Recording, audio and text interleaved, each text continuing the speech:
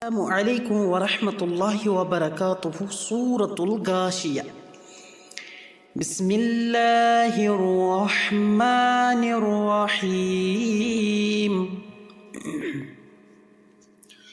هل أتاك حديث الغاشية وجوه يومئذ خاشعة عاملة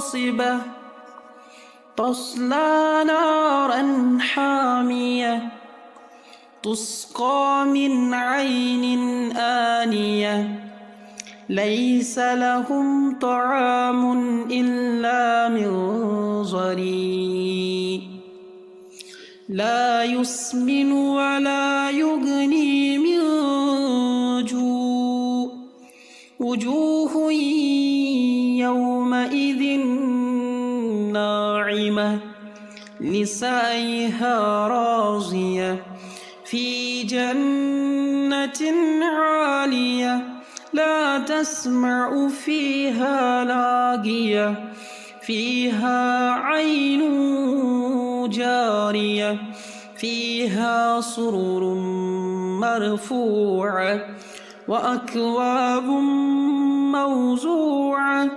ونمارق مصفوفة وزرابي مبثوثة أفلا ينظرون إلى الإبل كيف خلقت وإلى السماء كيف رفعت وإلى الجبال كيف نصبت وإلى الأرض كيف سطحت فذكر إنما أنت مذكر لست عليهم بمسيطر إلا من تولى وكفر فيعذبه الله العذاب الأكبر إن إلينا إيابهم